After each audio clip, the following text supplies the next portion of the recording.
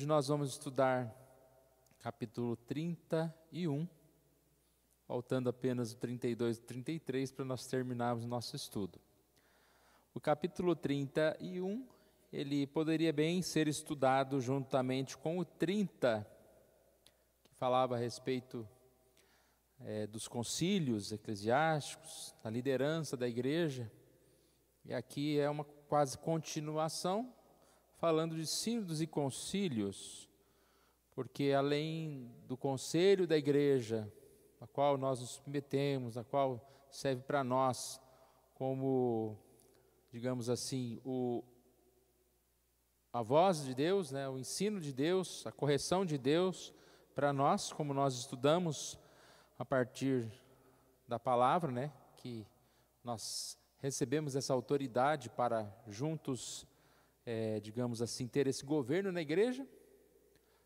Também temos acima de nós presbitérios, sínodos, Supremo Concílio, são autoridades que são importantes para nós. E assim nós percebemos que não é uma criação humana isso. Desde lá do Novo Testamento, havia algum problema numa igreja, eles levavam lá no sínodo maior, para questionarem o que era o correto, e havendo uma decisão, aquelas pessoas acatavam de coração, e assim havia paz na igreja a partir disso.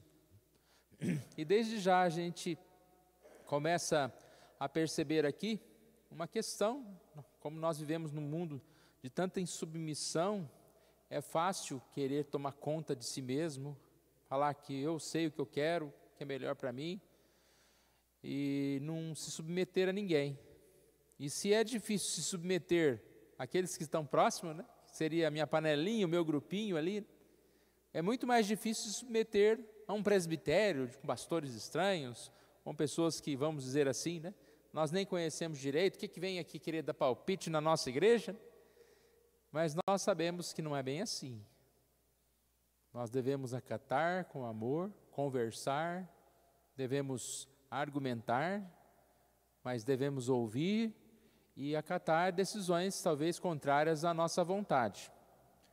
Como nós vamos ler aqui nesse estudo, que ele é bem pequeno, nós vamos ler aqui que claro que os concílios erram, o conselho erra, o presbitério erra, mas nós não podemos ter isso como desculpa para não acreditar que nós devemos respeitar ou que não é importante nós termos essa liderança.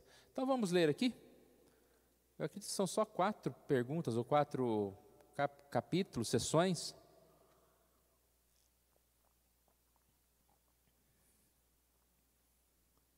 Então, primeiro, para melhor governo e maior edificação da igreja, deverá haver as assembleias, comumente chamadas sínodos ou concílios. Em virtude do seu cargo e do poder de Cristo, que Cristo lhes deu para a edificação e não para a destruição, pertence aos pastores e aos outros presbíteros das igrejas particulares criar tais assembleias e reunir-se nelas quantas vezes julgarem útil para o bem da igreja. Correto? Então, está falando aqui exatamente sobre isso. Deverá haver sínodos, concílios, e assim esses são para edificação. Olha a frase aqui. E não para destruição. São para edificação e não para destruição. Por isso que é muito importante nós orarmos pelos nossos líderes, porque eles têm o poder, eles têm um poder nas mãos. A liderança, ela está ali tomando decisões que vão afetar muitos outros. Então nós precisamos orar muito pelos nossos líderes, para que eles possam ter sabedoria, que as decisões, as reuniões desses líderes sejam assim abençoadas para o bem da nossa igreja, para o nosso bem, para o bem da nossa família. Separei aqui um texto de Atos 15, aqui fala sobre uma discussão entre Paulo e Barnabé, e eles então foram a Jerusalém. Por quê? Porque lá havia o concílio que nós estamos falando. Foram a Jerusalém aos apóstolos e presbíteros com respeito a essa questão. Tendo chegado a Jerusalém, foram bem recebidos pela igreja, pelos apóstolos e pelos presbíteros, e relataram tudo o que Deus fizera com eles. E aí então há uma decisão, e no final aqui do texto, no verso 6, então se reuniram os apóstolos e os presbíteros para examinar a questão. Examinar a questão, aquilo que eu falei. Tomaram uma decisão, examinaram a questão, e aqui, se havia contenda entre um e outro, eles não voltaram mais com a contenda. A ideia do concílio é exatamente a palavra, né, conciliar. Então, se eu estou num conselho da igreja, por exemplo, eu sou o pastor, eu não sou a autoridade que o que eu falar tem que acontecer. E assim, nenhum dos presbíteros tem uma autoridade sobre os outros ou sobre o pastor. Mas nós estamos ali reunidos como um concílio. O que um concílio faz? Um concílio conversa, um concílio chega a decisões e muitas vezes há uma votação. Agora, se eu não concordo com determinado ponto, mas a maioria decidiu aquilo, eu posso continuar não concordando, mas eu vou acatar aquela decisão e ao tempo Deus vai me mostrar que eu estava errado. Porque nós cremos, lembra que nós falamos na semana passada? Onde houver 2 ou 3 reunidos, ali estarei, eu vou estar à frente dessa decisão. Cremos que se uma decisão foi tomada por um concílio, veio da direção de Deus. Claro que há algum momento, algum erro, mas cremos que assim foi a vontade de Deus. Até mesmo quando erra, né, os concílios, acontece para o bem da igreja. Então eu preciso acatar. Ah, mas e se eu não concordar? Então o que eu posso fazer? Né? No caso disso, por exemplo, um membro da igreja, eu não concordo com isso que a igreja presbiteriana tem. Aí a pergunta é, o que você está fazendo então na igreja presbiteriana? Nós ouvimos de vez em quando aí, um tempo, né, aparece lá umas mulheres lá levantando uma bandeira, eu não concordo com isso, eu quero que tenha mulher pastora. Você está na igreja errada. Está tanta igreja aí que tem pastora, por que você veio para a igreja presbiteriana que não tem pastora? Então, não que a gente vai mandar os outros embora da nossa igreja, mas exatamente acontece isso. Em gente que muitas vezes fica na igreja por um longo tempo, não concorda com o conselho, não concorda com isso, não concorda com aquilo. E a gente tem exemplos disso. Acredito que todo mundo conhece alguém dessa forma. E às vezes fica por anos na igreja, às vezes se torna oficial da igreja e é problema para a igreja. Mas se ele não se conformar, ou ele vai criar problema nessa igreja, ou então ele tem que tomar decisão e sair dessa igreja.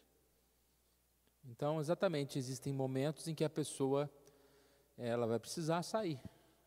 Quando nós recebemos uma pessoa na igreja, nós falamos com ela, nós ensinamos, temos a classe, falamos como a igreja presbiteriana é, que o batismo é desse jeito, que a profissão de fé, que temos pastores, temos isso, temos dízimo, temos aquilo. Ah, não concordo com o dízimo. Ah, não concordo com não sei o quê. Então, nós estamos no caminho errado. Né? Vamos ao ponto 2. Aos sínodos e concílios compete decidir ministerialmente controvérsia quanto à fé e casos de consciência, determinar regras e disposições para a melhor direção do culto público de Deus e governo de sua igreja, receber queixas em caso de má administração e com autoridade decidi-las. Seus decretos, decisões sendo consoantes com a palavra de Deus, devem ser recebidos com reverência e submissão, não só pelo seu acordo com a palavra, mas também pela autoridade pela qual são feitos, visto que essa autoridade é uma ordenação de Deus, designada para isso em sua palavra.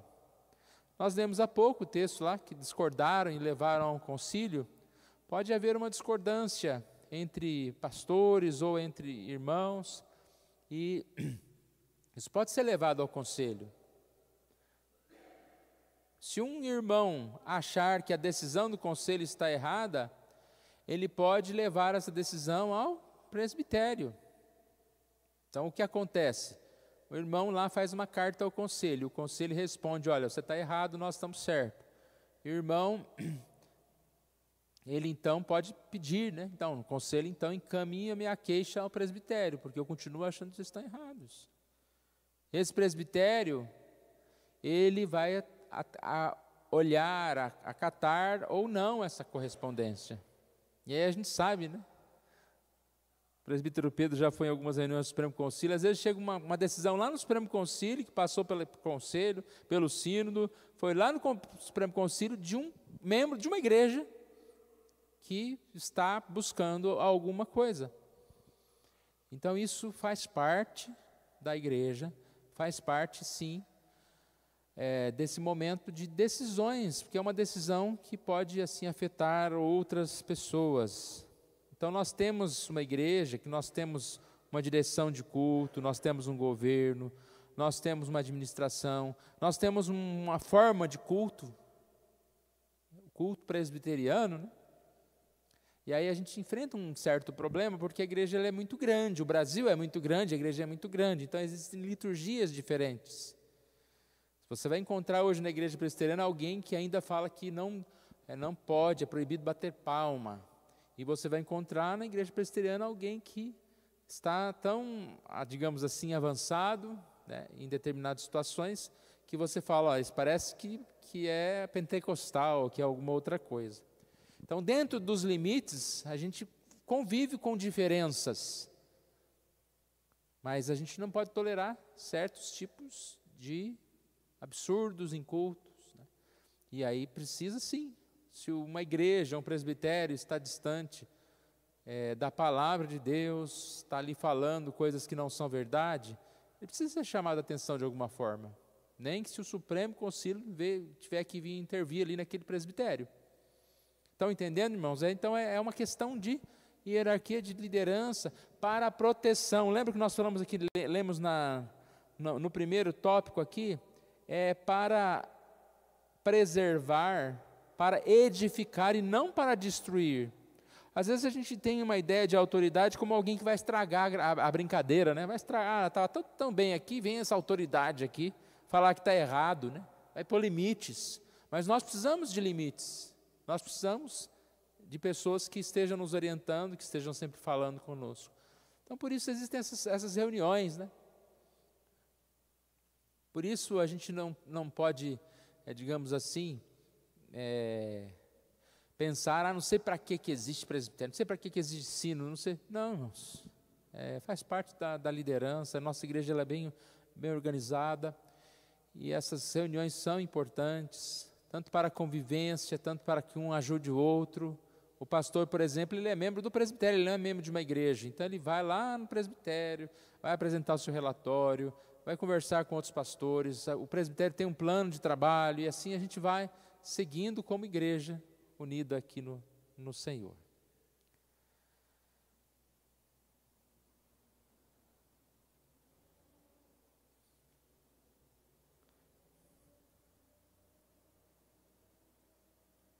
Eu li até o fim já esse tópico, né? Tá certo, aqui eu falei aqui que eu desviei os meus olhares aqui. Então compete decidir quanto a questões de controvérsia, questões de fé, questões doutrinárias, do culto, isso é o governo, né, que precisa. Quando há uma má administração, e assim a igreja precisa seguir. Vamos para o próximo então.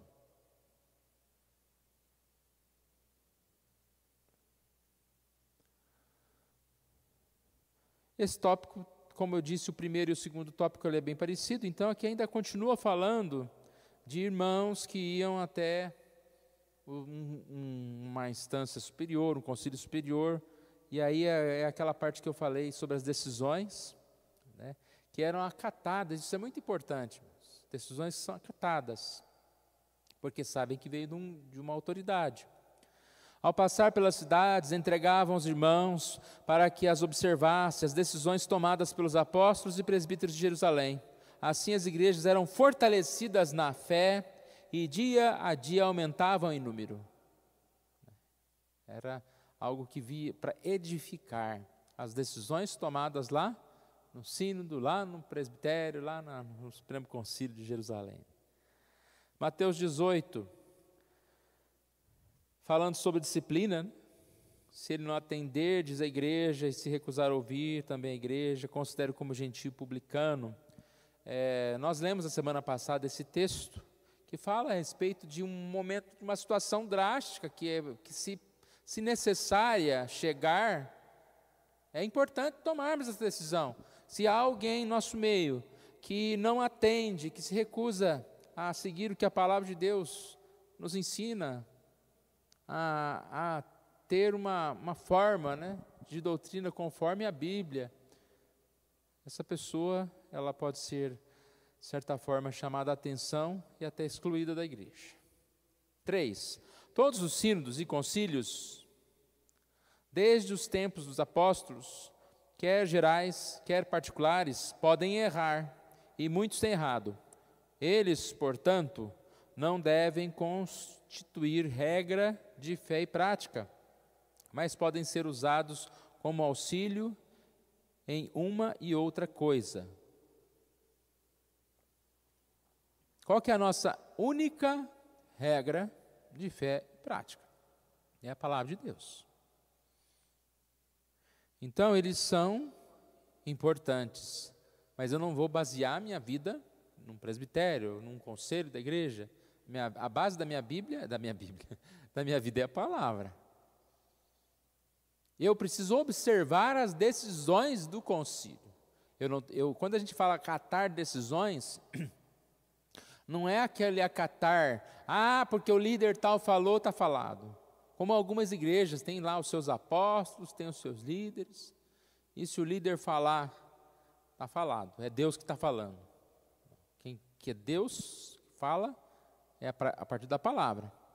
Se um líder, se um concílio, se um presbitério toma uma decisão, eu devo ouvir, eu devo analisar essa decisão e assim, desde que ela seja correta, eu devo acatar.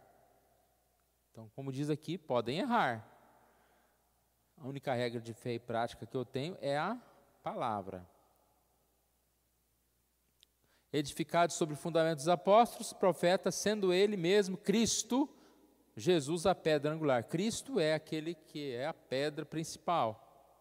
Nós temos nossos líderes, nós temos várias outras coisas para nos ajudar. Atos 11, um texto tão conhecido, os de Bereia eram mais nobres que os de Tessalônica, pois receberam a palavra com toda avidez, examinando as Escrituras todos os dias para ver se as coisas eram mesmo de fato assim. A gente leu esse texto várias vezes, só pensando na questão da Bíblia, né? A Bíblia que foi pregada e eles estavam analisando. Mas repare que dá para se ler esse texto nesse contexto de concílio. Paulo traz lá uma informação, ou um apóstolo traz uma informação, eu quero examinar aqui. O que a palavra de Deus diz sobre isso? Então, examinando na palavra, para ver se as coisas são assim mesmo. 1 Coríntios 2,5, para que a vossa fé não se apoie em sabedoria humana, e sim no poder de Deus.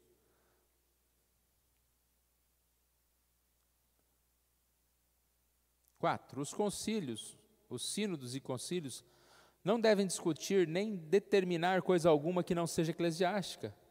Não deve imiscuir-se nos negócios civis do Estado e não ser por humilde petição, a não ser por humilde petição em casos extraordinários ou por conselhos em satisfação de consciência, se o magistrado civil os convidar a fazê-lo. Isso que é muito importante. Lembra que nós falamos na semana passada?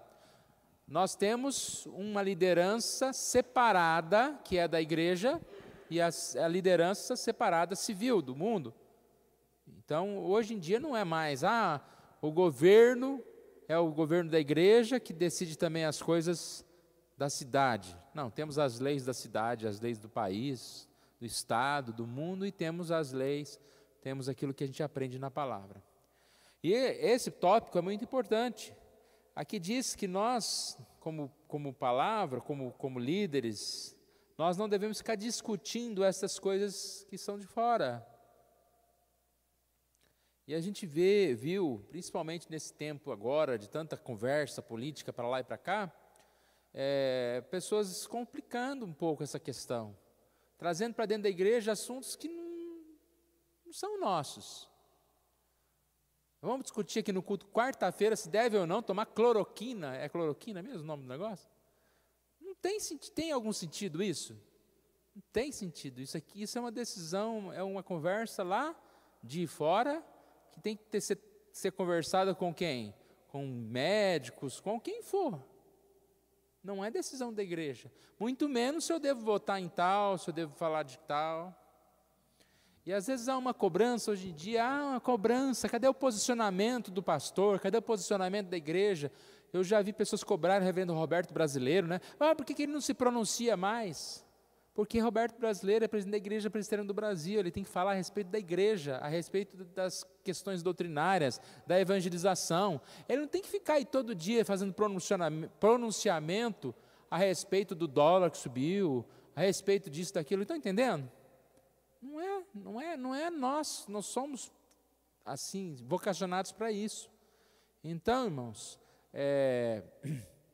eu sei que tem pessoas que gostam, falam nas redes sociais algumas coisas aí, também eu não quero proibir ninguém falar, mas eu não sou obrigado, e é melhor que eu não fale. Aqui está falando, né, que se houver uma petição, ou em casos extraordinários, em algum momento, sim, convidado a fazer, sim. Então nós temos aí algum pronunciamento. Lembro uma vez que o Roberto Brasileiro falou a respeito do aborto. Então tem um pronunciamento ou outro, mas a gente tem que separar muito, muito bem. O nosso chamado é para cuidar da igreja. Se for para cuidar da cidade, então larga o ministério e vai ser vereador, ser alguma outra coisa. Nosso chamado foi para a igreja, e assim os concílios devem se envolver mais nas coisas da igreja. Lucas 12, neste ponto um homem que estava no meio da multidão lhe falou: Mestre, ordena meu irmão que reparta comigo a herança. Jesus lhe respondeu: Homem, quem me constitui juiz ou partidor entre vós? Jesus não quis, eu vou tomar a decisão a respeito, sei lá, quem que é você, quem que é seu irmão, né? Não é minha função, eu não vim aqui para isso. João 18, respondeu Jesus: O meu reino não é deste mundo. Se o meu reino fosse deste mundo, os meus ministros se empenhariam por mim, para que não fosse eu entregue aos judeus. Mas agora o meu reino não é daqui. O meu reino é daqui. Não preciso ficar me defendendo politicamente.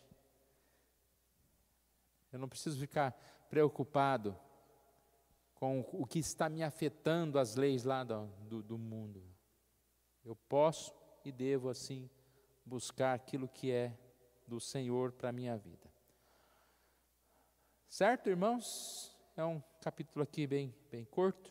Ele faz parte da sequência aqui do outro. Que Deus, assim, nos abençoe e nós possamos entender a necessidade, né, de cuidarmos, de vivermos em humildade com o nosso próximo.